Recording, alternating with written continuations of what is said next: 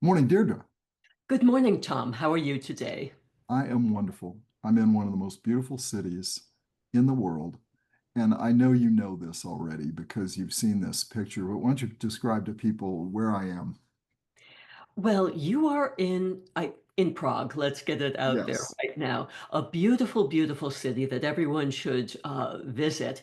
Notably, a lot of domes and churches and the saints on the Charles Bridge. With Charles anyone who Bridge. watches spy movies, that has seen many. Absolutely. Yes, Which is something I like. And the books actually are even amazing. yes. Um, so what we're doing today, Deirdre, is we're doing the first in our series of where we're going with deep business. You and I have spent the summer retooling deep business to fit where we think the world is going in the next few years, not where it's been.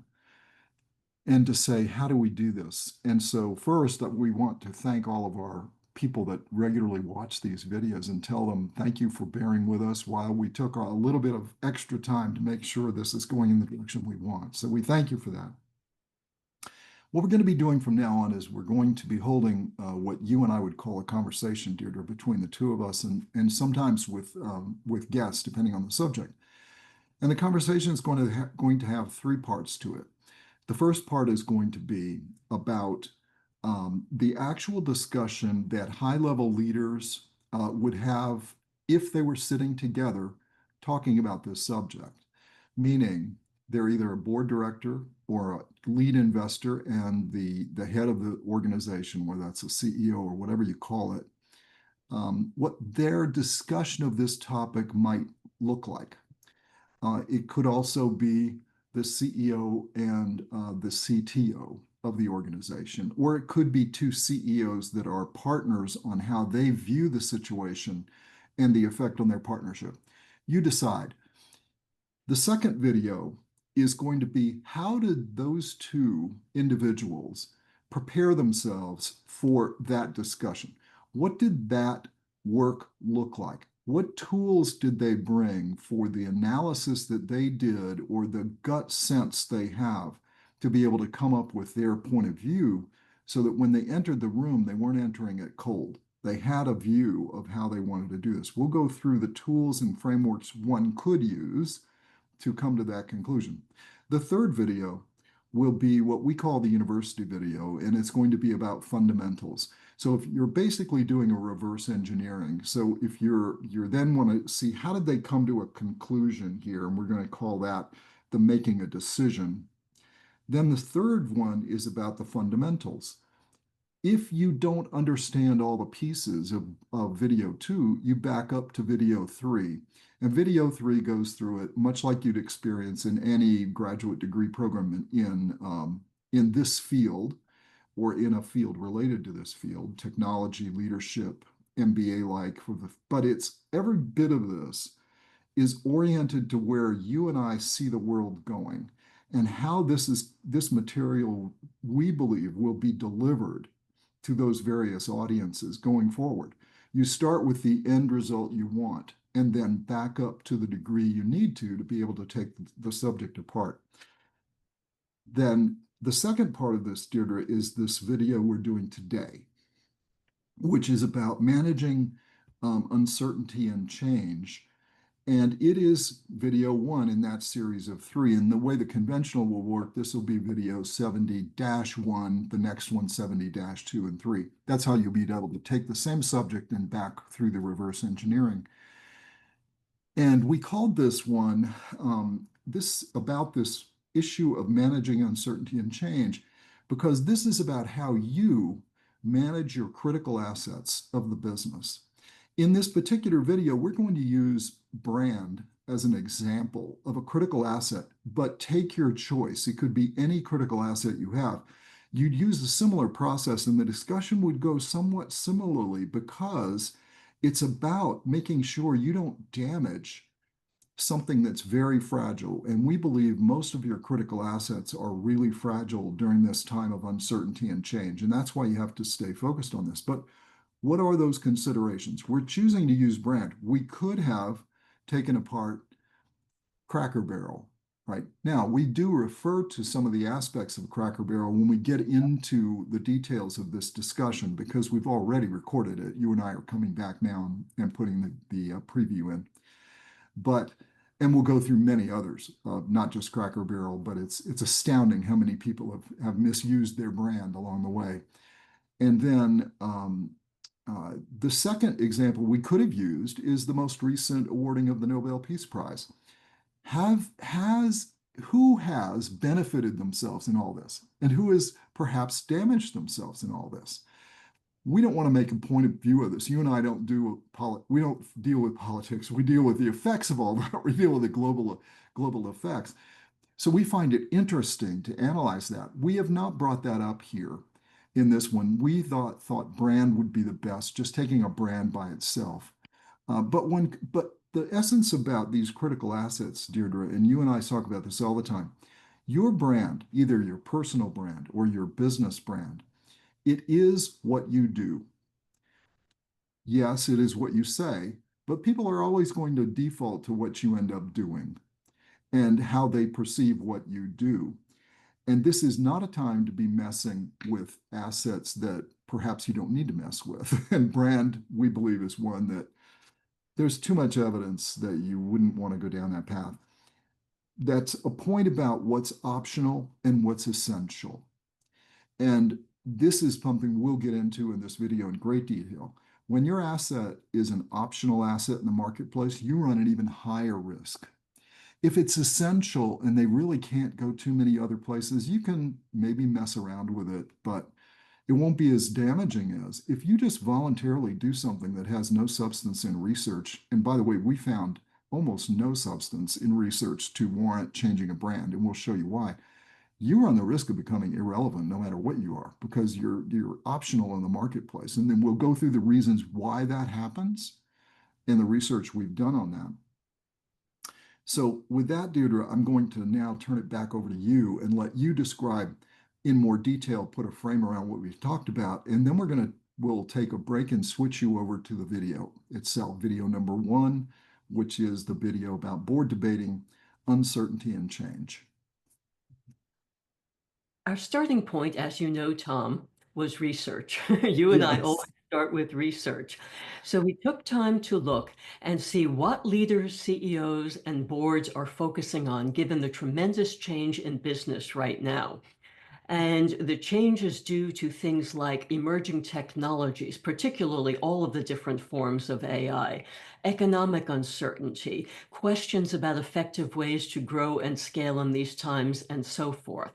And these are all topics we'll be covering in the course of these videos. These are the priorities.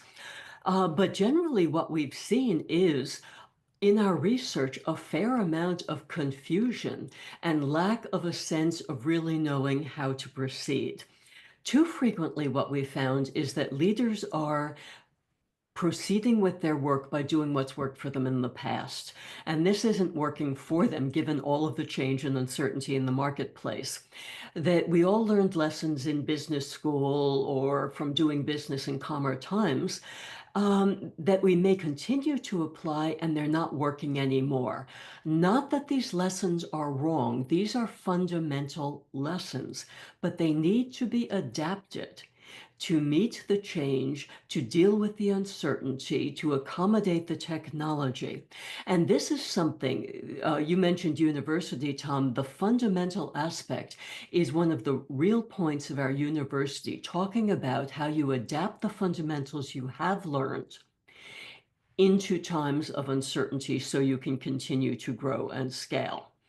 Now, an easy way to see what we're really talking about, the problems with rote and then how you deal with things, is to deal with the topic you've mentioned, Tom, branding, or really what it is rebranding in Yes. many cases. Yes. Traditional business practice, one of the fundamentals, says that when you want to command attention in the marketplace, you refresh a brand. Or when you're trying for growth, you try to expand into different market segments. But this overlooks the increasing need to understand what's happening in the marketplace, who your current customers are, what they want, and why they buy from you, and the feasibility of rebranding and delivering results. Too frequently, we're finding that rebranding just to refresh a brand is alienating the current customers and thereby harming the brand. And we'll talk about this in great detail. Now, our research does show that in economic uncertainty, growing risk, and uncertain paths to growth, a first rule is don't change what works. Yes.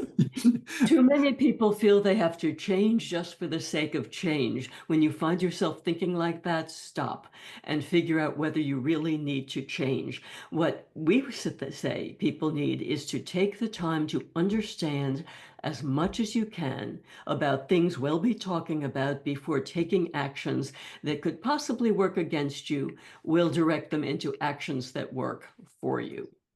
And with that framework, Tom, back to you. Deirdre, the growth point is the key. I think it was number 3 on the list of the most important things that Correct. CEOs and boards and people that run businesses are looking at today. This issue, how do I grow in an uncertain market where I don't have solidity about my supply chain and so forth? The issue is growth.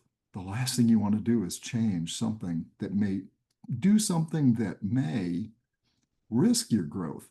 But you have really good views of this that we'll talk about Right. as long as you stay with the video. So Yes. at that, Deirdre, I will take it back from you, and then we'll at this point move you on over to the video. We're going to talk about change because a natural question that you may be asking yourself is, look, there's all these changes going on in the marketplace, just massive changes, not only in the US, but geopolitically, geoeconomically, right? The economics of the world are all changing, and the power structure in the world is changing both economically and politically. And you're saying, wow, with all these changes going on, maybe now is a good time to make a change in my business. Um, and you and I would say to that, it's always good to ask yourself these kinds of questions as an entrepreneur or as a CEO. It's always good to be asking, is there something I could be changing right now? And is this a good time? So, the first thing that we would say, and I'm just going to give a high level of this, and then you and I are going to step through the process of, let's say that you actually raise a question in a board meeting, or you raise a question with us on the side that says, what if I were to change this? What would you react to that? And we'll talk through the details of that. But our first piece of advice about this would be, don't change what works. So careful that you don't change what works, because in the time of instability, when a lot of things are changing in the marketplace, everyone has a desire for stability, right? So you don't want to add to the instability, especially when it comes to your customer experience. And this is especially true when that customer experience is discretionary. The last thing is you want them to have to face a change in an outward seeing or a customer experience. So either outwardly or customer experience, because then they're going to start asking the question, why'd they do this? And they may not believe you why you made the change. They may guess something else. They may make something up.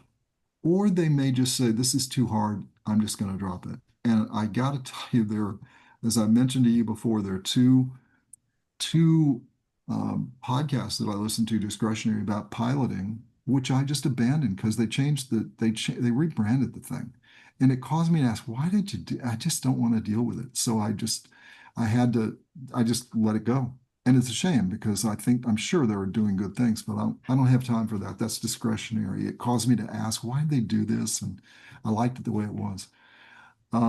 So the point is, don't give your customers a reason to start wondering, even though you may say, here's why I did this. If they don't naturally experience it as a positive, if they have to ask why, even if you've said something, do you have to even question why you did it? Or was there some ulterior motive? You don't want to be going down that path. But considering change is always a good idea. Our thought is, let's make sure that we fit the change to the moment, right? Fit the change to the moment. So with that in mind, Deirdre, I'm going to be a CEO, and I'm going to start out by saying that I think this is a good time to rebrand because I think that we've got a bunch of other stuff going on.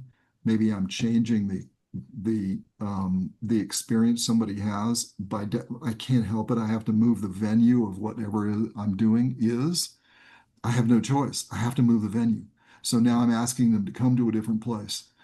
So I'm making that change anyway. Why don't I use it as an opportunity to make other changes at that time?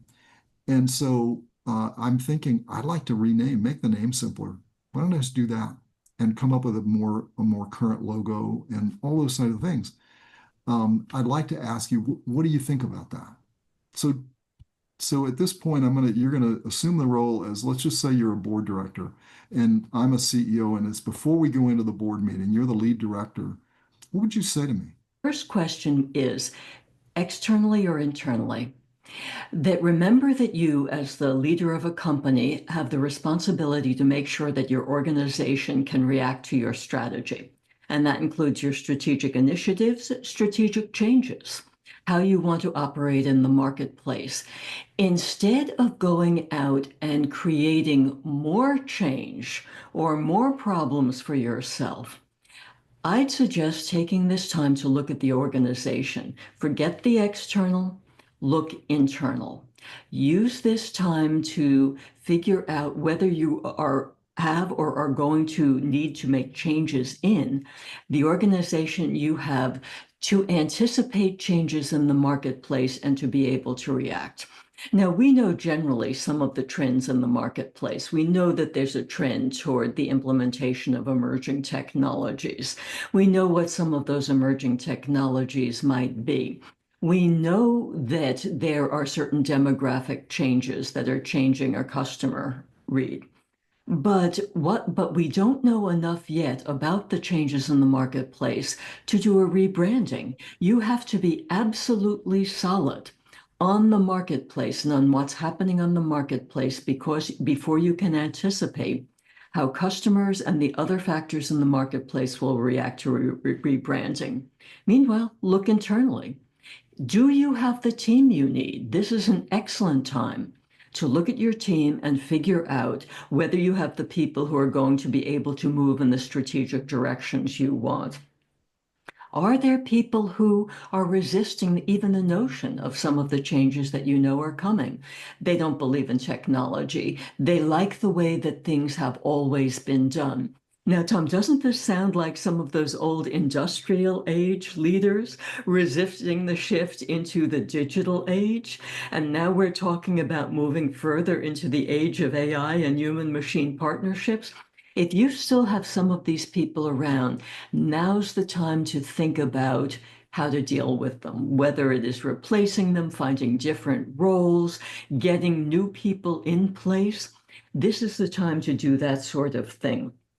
Or if you've been seeing a functional leader going off in the wrong direction, they've just been running with something and it no longer fits in your strategic initiatives. This is the time to deal with that problem and any other such problems. This is the time to streamline and coordinate your organization so it's able to react. Another type of thing is to look at your risk factors. A lot of risks are coming out now in this digital age. Things like cybersecurity, things like the use of data, things like the records and protecting your customers and so forth. How are you managing your risks? How are you coordinating your risks? These are changes that you can not only can be making, but should be making right now. And if you haven't been looking at these things, then this is where to focus your attention internally instead of externally. I could go on and list the types of internal changes, but I think people have the idea. What I'm really talking about is a focus on execution and operations right now instead of the marketplace, which may be changing in ways that you don't know. And as you know, Tom, when we're talking marketplace, we don't simply mean customers, we mean competitors, we mean industry, we mean themes and how things get done and expectations and all of the social and business factors affecting the marketplace out there. Maybe too unstable right now for us to really define our marketplace or what our marketplace will be a year from now. But we can still look internally and start to deal with, or can we execute? Can we operate? Can we deal with whatever is thrown at us? Um, I could go on here, but Tom, do you want to jump in and say something? Sure, sure. Yes, if you were, the point about this external and internal is getting at the first question that we probably would ask somebody is what's the purpose of what you're doing? What are you doing it for? Why? Right? What's the outcome you want? It's absolutely correct to be asking, is now time to change something, right? That's absolutely correct question. The question is really more the question you were, Alan, is where to direct the change. And I think you and I would both say direct the change internally and focus it on maintaining and building on an outstanding customer experience for yourself. That's where it needs to be. Don't muck around with anything on the outside that you don't have to, because if you have to, it's because there's a badly damaged brand and it's damaged now, and you know it, and it's causing momentum issues. And if that's the case, then you've got to figure out what to do. But even there, Deirdre, leading on to the next point that you and I would make is the numbers are not in your favor. Correct. Rebranding is not in your favor. It's almost never successful. And where it has been successful, you're going to have a hard time finding it.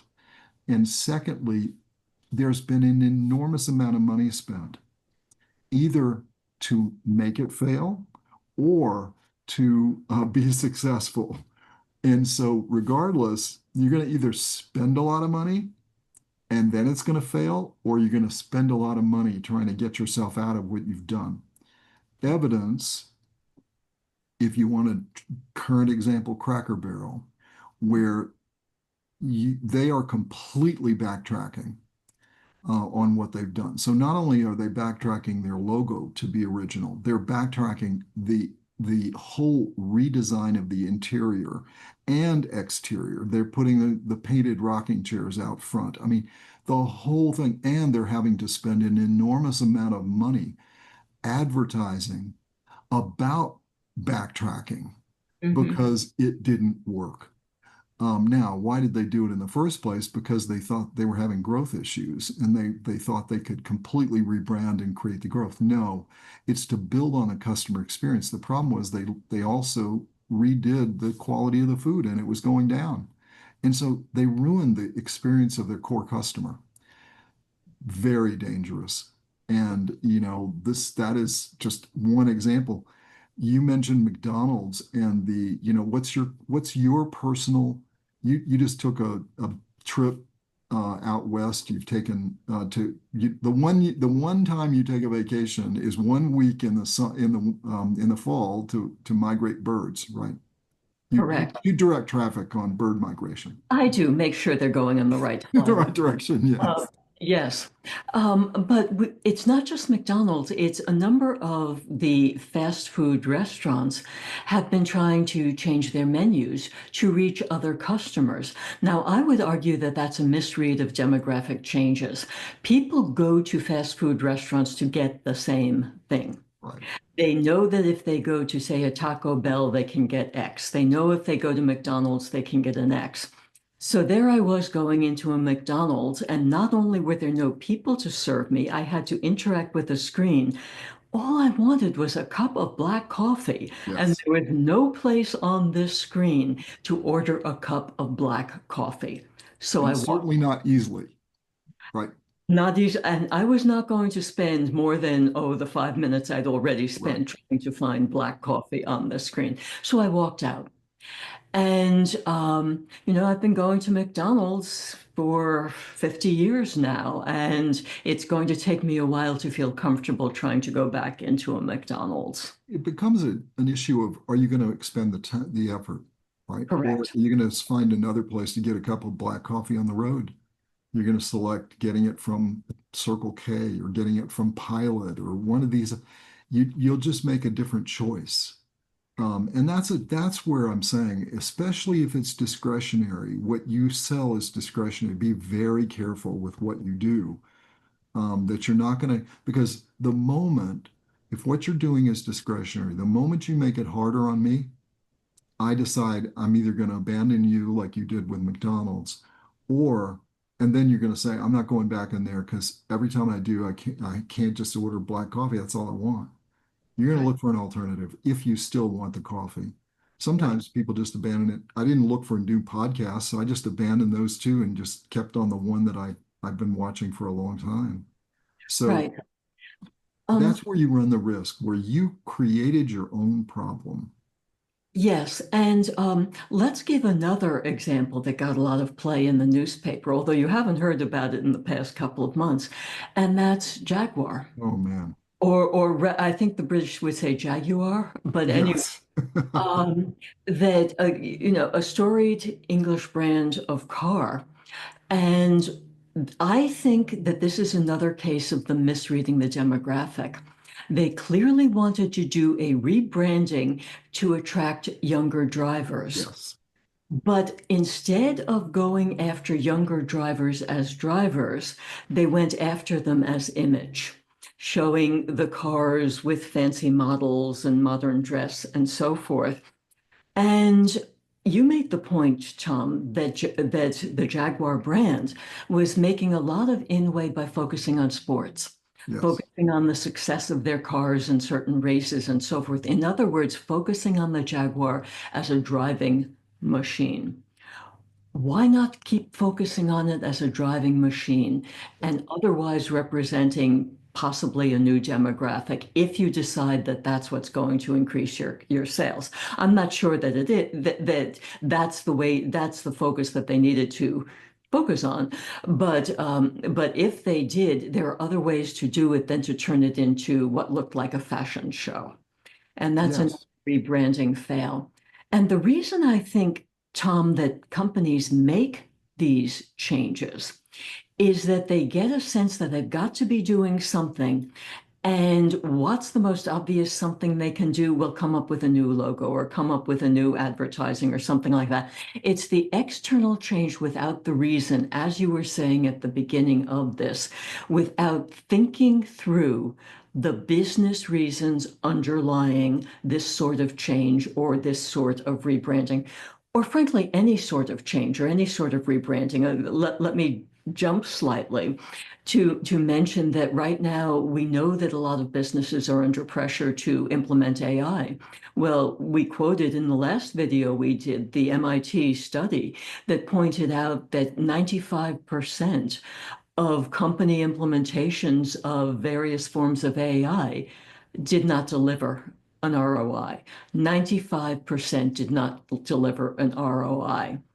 To us, this is just rushing in to do something trendy because they feel they have to without thinking through the business reasons, the business logic, and therefore making a mistake. And I'll also say that other studies are pointing out that some failures in AI are because the organizations are not ready for it. Not They ready. don't have the right personnel, they don't have the training, they don't even have the right use case here. So that's why we say that this is a good time in times of uncertainty, when you know there will be change, look to your organization to make sure you've got the right organization you need. Yes. Along and of course, Jaguar had to backtrack and they backtrack. Now, what happens is you've spent a lot of money to not only first implement the change, then you've had to spend a lot of money evaluating the result and making a judgment. And perhaps money is at that point, it's opportunity cost because you now have got the board just looking at what's going on and trying to make a decision. This is what happened at Cracker Barrel. And finally, certain people on the board had to step up. And I don't think the CEO is going to last very long. In a lot of these cases, the CEO didn't last very long because it didn't work. And it doesn't, I mean, I'm telling you, I did deep research on this back a while back, and I mean, the historic number of successes can be counted on one hand, and most of us don't even know the names. I Mm. mean, an example is Airbnb took the vowels out of its name to make it trendy, and nobody bought it. And they still don't.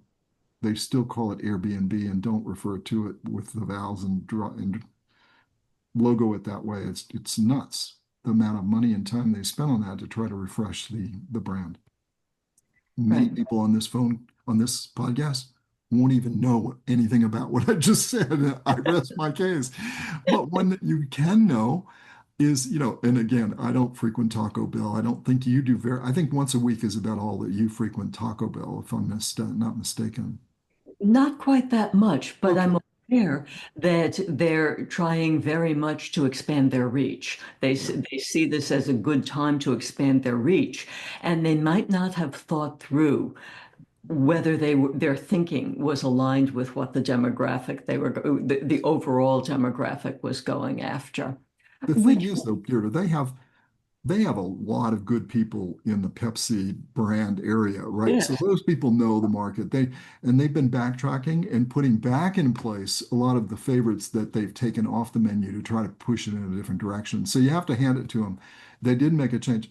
I would just say this, that you and I find it humorous that the person that led the effort to change the branding or to change that menu in Taco Bell is the one that delivered Cracker Barrel to you. So that is kind of curious. it Um, is curious.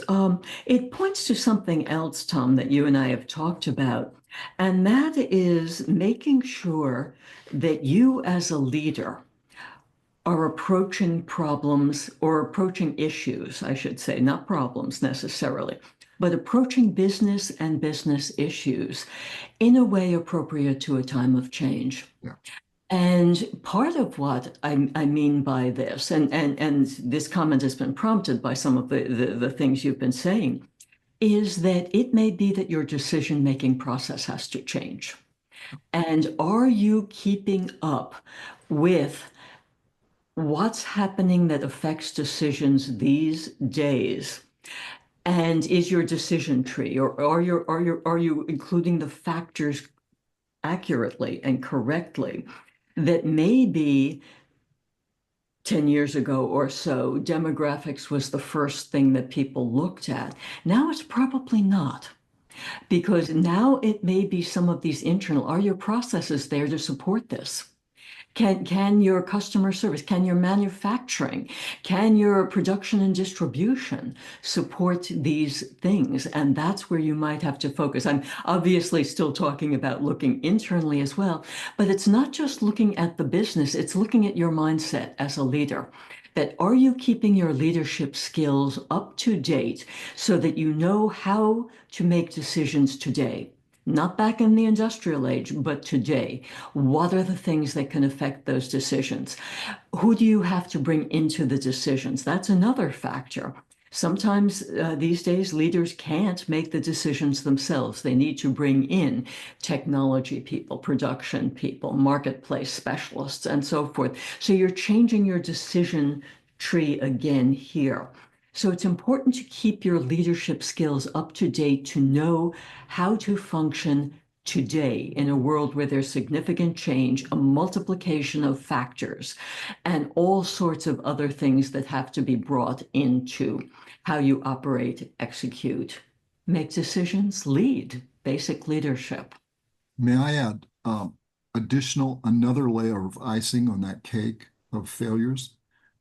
New Coke. New Coke. Yes, How many or zero brands, right? Like zero Coke breath. Zero, Diet Pepsi, I mean Pepsi One, whatever. How many millions, hundreds of millions of dollars have been spent on these topics where you're going back to frequently Diet Coke, Diet Pepsi, right? Why? Why did why did people like Dr. Pepper created Diet Dr. Pepper? I mean, it's a crazy word to use. You'd think they'd say zero sugar diet, or Diet Pepper, Diet Dr. Pepper Zero. They called it Diet Dr. Pepper. Why? Because it's that point that we make about when these things are discretionary. And by the way, many people in many parts of the country would not claim that Coke and Pepsi are discretionary, right? They would claim that they're a requirement of human life, much like Agreed. water, right, or Right. iced tea in the South. But that you're playing with their comfort, right? Their comfort food. I mean, when I'm having a really bad day in the morning, I allow myself a Diet Coke. I usually won't drink Diet Coke until afternoon. It's like people that drink alcohol won't drink before 5 p.m., right? Unless they're having a really bad day. Well, that's what is my time limit for drinking Diet Coke. It's the same thing. I'm doing it because it's part of my comfort routine. And again, when you're dealing in the world of discretionary choices, don't make it harder unless you absolutely have to. So let's talk about, Deirdre, if you want, let's just take, and I'll let you start out with Boar's Head. Let's take an example of, we're going to have, I think, three brands. We're going to talk about Boar's Heads, we're going to talk about Bluebell ice cream from Texas, and then we're going to talk about the original Tylenol problem back in the 1980s. But the common point here is, if your question to me sitting across the table is, and you're doing the thing you should do as a good entrepreneur or CEO, and you're saying, yeah, Tom, but I mean, what about, you've told me a bunch of things that have failed, but what happens if I think I'm going to have a problem with my brand in the future? It hasn't happened yet, and I'll be forced to make the change anyway. So why don't I just take advantage of biting the bullet now? We're going to give you three different examples of where they had very serious brand damage, but they kept the brand and they kept the name. And so why don't you start, Deirdre, down this path and talk about the Boar's Head, the recent Boar's Head issues. In all three cases, Tom, the companies had their marketplace right. They were at a good starting point. There was no issue of change or uncertainty or trying to introduce new products. They had something that people bought. And where things broke down had to do with, I think, with processes, with lack of risk control, with lack of safety control, which obviously are part of the things that I'm encouraging all businesses to look at in times of change. The Boar's Head thing, people probably know that Boar's Head makes processed meats. And they are the exclusive brand in many store delicatessens and so forth, and good products. People will go out of their way to buy Boar's Head. And they had a problem, what was this, 2, 3 years ago now, where in one of their meat processing plants, some infectant got into the processing system and they were faced with a recall of a large amount of meat processed in that one plant. The first thing they did was zero in on where the problem happened. They were able to limit it. They were able to give information. I think this is a very important point in terms of supporting brands like this. People want the information. People don't want to know, oh, there's a problem here. They want to be able to say, am I affected? And if they could say, we found the problem, it's limited to this one plant, and these are the meats that were processed there, and these are the numbers you can find on the labels, throw those out. We'll compensate you for your loss. The rest of the products are safe, and we're just making sure they're safe. Then they kept talking to people. We've gone in, we've cleaned the plant, we've tested it, we've made sure that everything's all right, and now we're going to resume production. By the way, I think they took over a year to make sure that the plant was right, just to give people, not only to make sure they had the problem, but also to give people reassurance. If someone goes in and says, one day we found the problem, it's solved, you can buy from us again. People, when buying food, are going to question that. And that now I believe the problem is solved. People are buying again like that. And the point I'm making here is that people made business decisions all along, and people knew how to deal with an emergency. They had good business people making decisions here. You and I have had many conversations, Tom, about how the people in charge of a good business know what they're doing. They know what steps to take. They know how business works. They know how people work. They know how organizations work. And they have a bias for action. That's one of your key points in your 8 main characteristics of good leaders. It's a bias for action. It's the ability to think straight, the ability to do, the ability to know how to communicate. I'm actually hitting more than just one of your points here. But it's that good leaders with these characteristics know how to act and they get it right.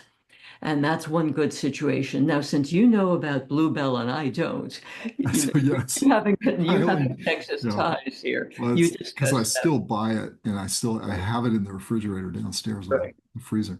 So Bluebell ice cream is from Texas. It's named Bluebell because of the bluebells in Texas. And it was the comfort food ice cream of choice. So you go into Threadgill's in Austin, which is the great country store, I mean, country restaurant, country comfort food restaurant. That's what they serve for ice cream. It was like, and people would just come and get a cup of that and coffee. And that's what you have, or that would be your dessert or go on top of pie or whatever. It was the premier ice cream. And the fact that when I ended up in Arizona, I could get Bluebell for the last few years was wonderful. They went through, just like Boar's Head, a salmonella problem with lack of cleanliness or cleanliness issues in one of their plants. They shut down production, literally shut down production, Deirdre. They didn't ship anything for a while. Very well-known company. I thought they were done. And then what happened is they eventually were funded in an alternate way and were brought back to market. And they are now full bore and they've got a lot of money behind them now. And they're able to take advantage of that brand that they built. And they built around their cleanliness and their, the problem that they fixed. And now you can even go into places and they've got them in little cupboards, but freezers, you can buy their premium ice cream. And so again, they did the same thing. They thought they had a good brand. They had a lot of momentum. One of the characteristics you've always mentioned to me about this, Deirdre, is you survive problems like that when you are open about that when it's necessary. You're open, you're clear, you're honest and straightforward with your people. There's an example that I'm going to let you talk about because this is a famous one that if it's not still in your syllabi for um, MBAs or Masters in Technology Management, it should be, and that is the original Tylenol crisis back in, I believe it was 1982, when Johnson and Johnson had an issue. Why don't you take people through this and why James Burke, who was then the CEO of Johnson and Johnson, how he dealt with this? Mhm. What happened was someone bought some Tylenol bottles and put cyanide into them. And people started dying. I think it was about 7 or 8 people who wound up dying. Now, for people who don't remember that era, remember, we did not have safety packaging at that time. No one thought that anyone would be going around tampering with food or pharmaceuticals or things like that. So it was very easy for someone to simply pick up some bottles, open the cap, put in the cyanide, shut the cap, and put it back on the shelves. The problem was identified very quickly. They zeroed right in on the Tylenol, the recent purchases, what people had consumed, and they just shut down.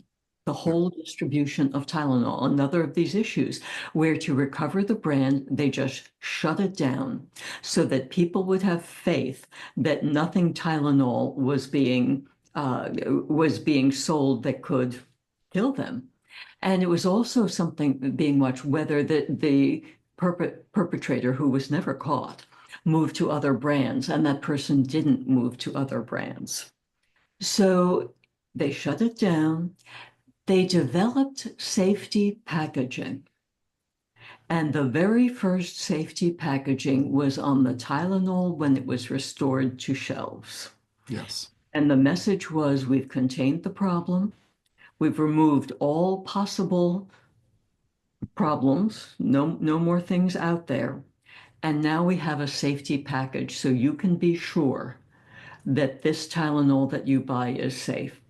And of course, people are going to buy the safe Tylenol rather than some of the other aspirin or aspirin Right. substitutes without the safety packaging, which meant that very, very quickly everything, not just the pharmaceuticals, but food, drinks, every possible thing that people could consume had safety packaging. It became a thing in American society as a result of dealing with this brand.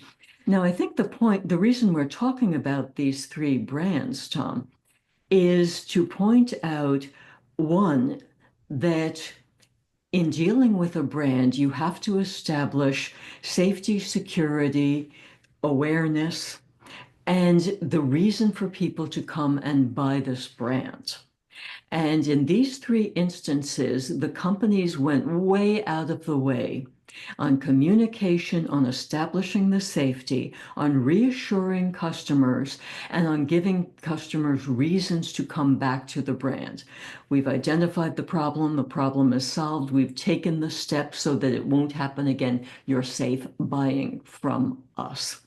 When companies go out there and rebrand, they almost seem as if they're trying to hook into a new vibe, Yeah. which frankly may not be relevant to the demographic you're trying to reach. People may have other concerns. And I've used this phrase a couple of times, it's a misread of the demographics, of the reasons for purchasing, of the need being solved by these things. And I think you and I would both say you never do things like rebranding just to rebrand or change for the sake of change. You need to have the business reason in place and you need to support the business reason as opposed to supporting a vibe that may or may not be important to your customers out there or to new customers out there. They may not care. Customers buy to meet a need.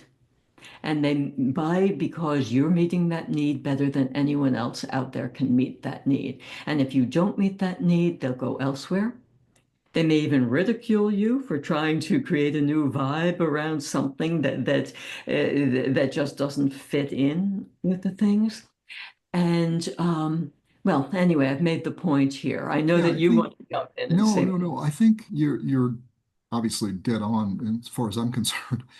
James Burke, who is the CEO of Johnson Johnson, literally got on television and did press conferences essentially, answering questions. Not, I think they were submitted questions now that I'm thinking back, but he literally came on television and talked about the Tylenol thing on a regular basis, giving the public information.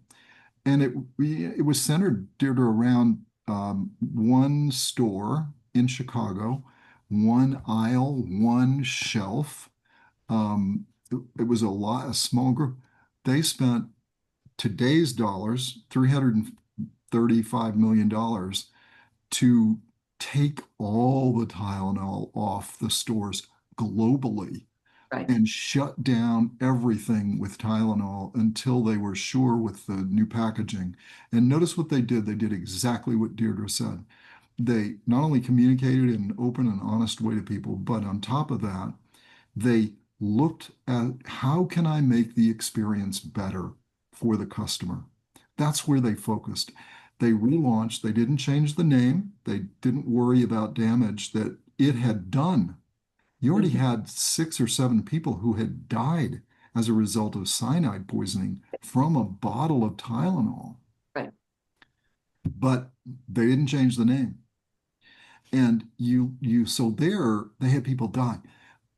Bluebell, Boar's Head, they had random people coming down being incredibly ill from food poisoning from these things, spread out in different places. They didn't change the name. So this isn't saying, well, what happens if I have a problem potentially with my brand? I can take this opportunity to change.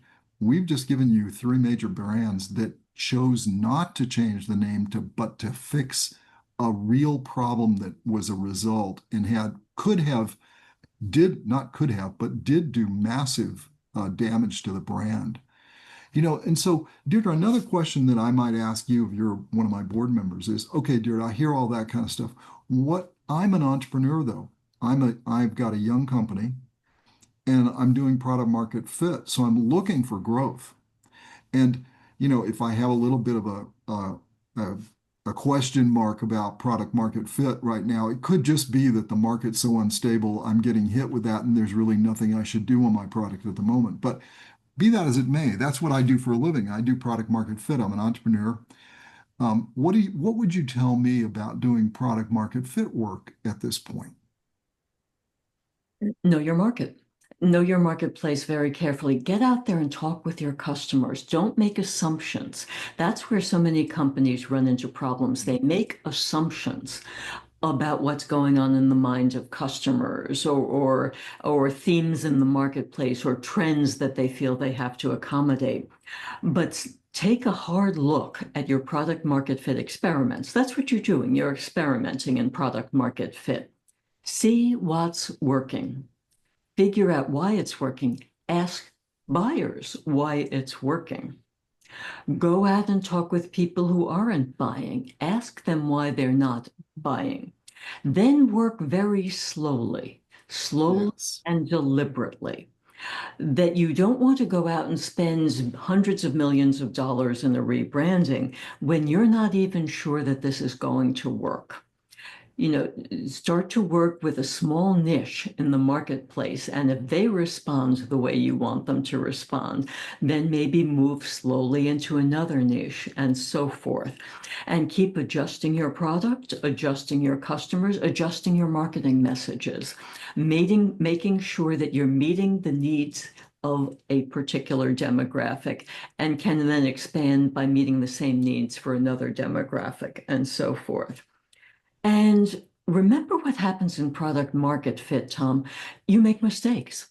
You make mistakes, but you never want to be in a position where it costs too much or takes too much out of the organization to fix a mistake. You want to be working, and here's a trendy word for you, agilely. You want to be agile in your work in product market fit. So if you see something's not working, you can make a slight adjustment and see if that works. You're not making major expenditures here. You're just trying to figure things out through your experimentation. And this Uh, could be the Taco Bell example, right? yes, Where you very much. decide, okay, I'm going to take this historic dish off and put a new dish on that I think will attract a different demographic and perhaps give me a little bit of growth that maybe I've lost over the last few months. By the way, it could be for a completely different reason why you've Right. lost that momentum.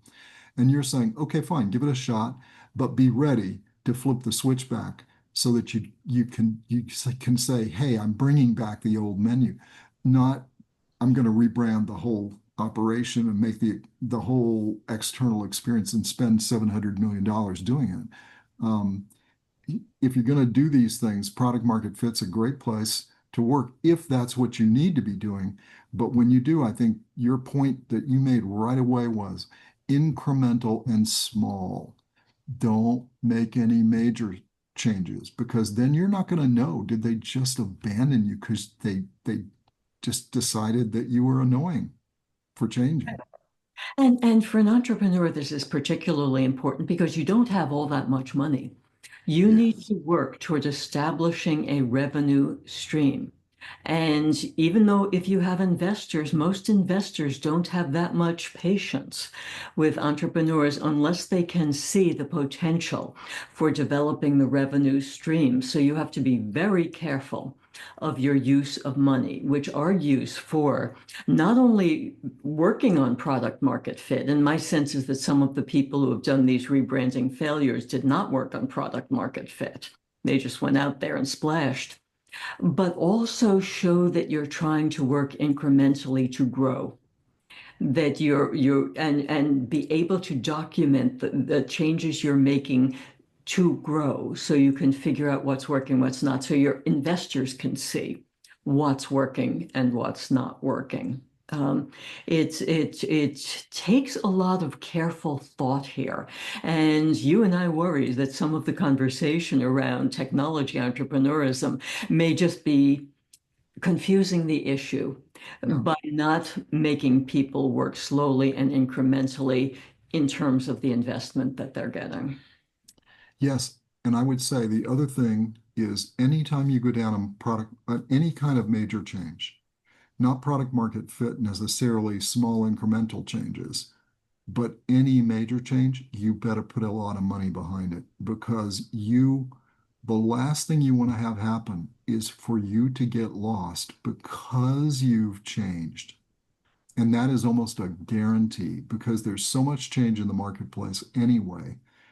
You are going to be lost unless you put the foot down on the accelerator of marketing and remarketing. So if you've entered into any kind of change without money in the bank to back up the marketing, and I'm saying even with a nonprofit I was working with that I actually had to leave because it was being poorly run.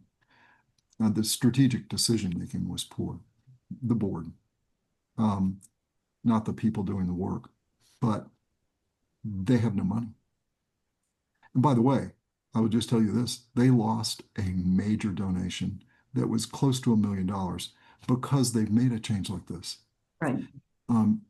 But that being is the case, you've got to have a lot of money because you've got to be able to fix your mistake if you've made one, or to try to get traction with your new choice. And so you need in place, and you mentioned this also, you need in place at least an entrepreneur at the head of the market, at the head of the company or the organization that has what you and I call natural entrepreneurial market instincts. They just know the market. They know it intuitively. Yeah. And so that they can understand that. And at the same time, you need a rebranding expert. You can't just you have to have some help with this because most entrepreneurs don't have enough time to do the research to make sure they know that they're following this. So you need to have a brand expert in marketing that's paralleling you here. Maybe you can do without that if you really have a founder like entrepreneur like Michael is that we know, right? Who is just an incredible entrepreneur founder. He maybe can do without a branding expert, and he's done most all his marketing by himself. But he knows the market cold, and you better have that because if you don't really have that, making major market facing changes is a really dangerous game. And so you and I would say by doing this, anything but focusing on improving the customer experience in situations like we're in right now, where the global marketplaces are changing by the moment for all different kinds of reasons, geopolitical, geoeconomic. Um, you've got to make sure you're not introducing a whole nother raft of changes. Mhm. So, if you and I were going to summarize this, Deirdre, so let's just say we've now moved to the board. Okay, so I've heard you. I'm the CEO. I've heard your arguments, Deirdre. Thank you. Very thoughtful, well considered. But I want to put a resolution in front of the board because I think I want to find out can I make this brand change? And I need to find out whether they would. So I'm going to do this, but before I ask this question, are you going to support me in doing this brand change? Mhm.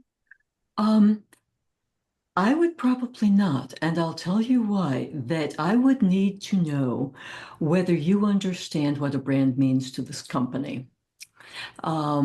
That brands represent the company, they represent the people, they represent a loyal customer base, they represent how you operate as a company. And if your proposal comes to me and doesn't reflect that you understand what a brand is in this company, and do not have valid business reasons, and I have not heard valid business reasons here. We've been through a lot of examples here, Deirdre, historically, and you Well, still haven't heard a good, valid business reason yet. not yet. I mean, are you going to be another Cracker Barrel? And I haven't heard that you're not. Then I'm not going to support this brand change. How Yeah, about you, Tom? me neither. No, I would vote a hard no because first, like you said, I don't think now's the time to be turning on marketplace changes. And it's, can you do some product market fit work? You bet. And maybe simplify something, sure. But if you're going to do anything on the market facing side, do it slowly and do it incrementally and be prepared to step in with some money to fix your problem and to be able to, meaning to market against the problem you've created for yourself. And I don't think you have enough money for that. When you're thinking about Cracker Barrel spent $700 million to get to the change they've just made that they're now backtracking on. How much money do you think it's going to take to reinstitute that brand? Right. I can't even imagine. And I can't imagine the leader being able to sustain through that. So anybody who's in a position that's making these kind of external changes, I think they put the whole company at risk, the whole organization at risk, because I think there's a very strong likelihood that the organization will fail without immediate change and a lot of money. But I'd say now's not the time. I say I would follow your thought. There is a change you could be making. Take a hard look at the customer experience from the inside of the company. What are we doing from the inside of the company to make that customer experience way better? You know, in a case that I saw, you had a required venue change. Well, instead of saying, "Oh, I'm making the venue change, so why not change the name of the company?" I say, why not spend a little bit of that money you're going to use and send people to the new venue and focus on the customer experience at this new venue, making sure it's going to be better than it was in the old venue, and then come back and use the other piece of it to market to people about the great customer experience they're going to have, not trying to explain a name change and a logo change. I think you're automatically creating additional risk for the organization that does not need to be there. Because, and you can't tell me that I don't see evidence that you have a reason to do it. Mhm. And even when people have had existential reasons for doing it, Tylenol, others, they've chosen not to do it, Right, right? Where you could have died from food poisoning, they right, didn't do it. They didn't change the name. What they did was the points you have made about communicating for a problem, but they did it when they had the problem, not right, anticipating the problem. right, Even they didn't change.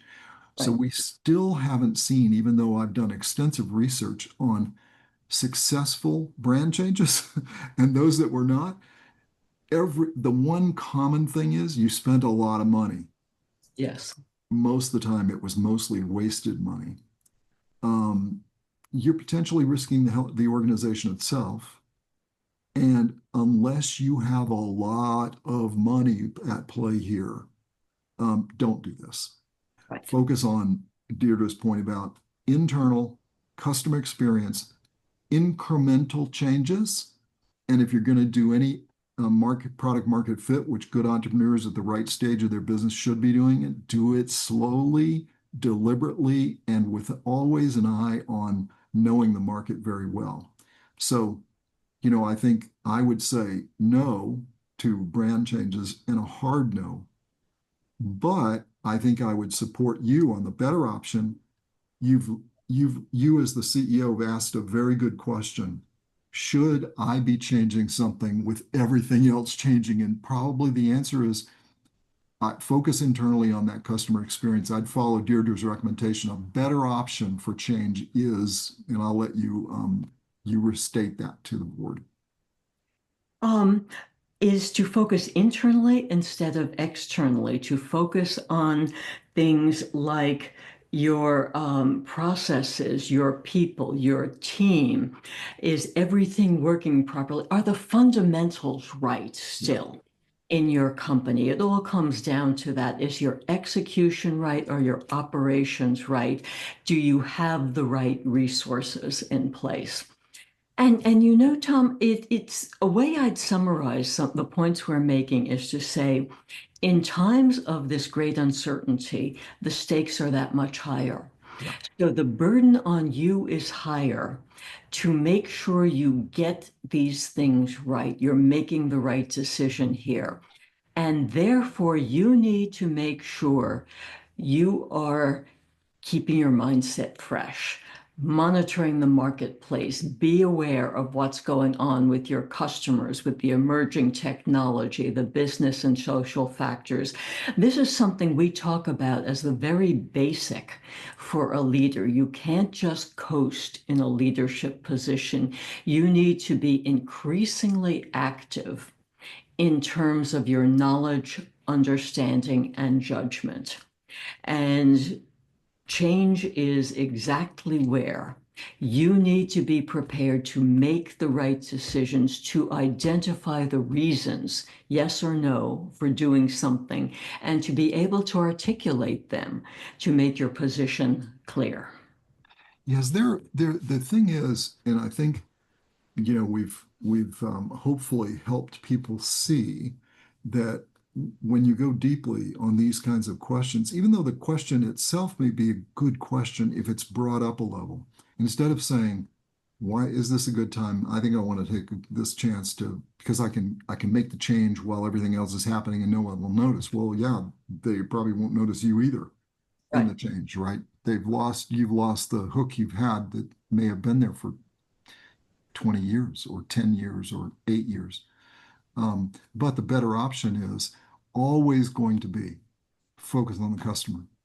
How am Focus. I making the customer experience better? Is this just, am I, and one thing you mentioned to me, because I happen to be a little bit of a perfectionist here, I think, A little and bit, there's yes. a little bit, you frequently say to me, Tom, you're just changing and it's just change, but it's not getting better. It's You not getting never better. change for the sake of change. You change to make something better. And you Yes, have to know that it's better because otherwise you're wasting time, money, momentum, and adding to risk. correct. Um, and I think the point, there are 2 points about focusing on the inside, and you talked about process, and I think it's really good. So exploring this option of, look, we've given you for the last almost an hour why we wouldn't do this, and we've given you real examples coming from research. And if somebody has not done that, and can't talk you through at that level of detail about this, you really have to ask yourself why. Why are they not doing this? What's their point? And so we've done that, but I think you're legitimately focusing on this good option, dear to this option of change. That that yes. And then you say, well, what is coming at me anyway? Well, your supplier base is probably going to be changing because of the economic factors and the power factors that are occurring. And on top of that, that means your business equation is going to be changing. And so you have to figure out your processes. How are they going to adapt to these changes? And am I still going to, in the end, deliver the experience to the customer? And so you have a venue change. That's no different than having a major supplier change that's going to just throw a wrench into cost, schedules, delivery abilities. Does it match your product experience of the other supplier? Yes or no? What does it do to you from a cost point of view? How are you going to make the value exchange work in the marketplace?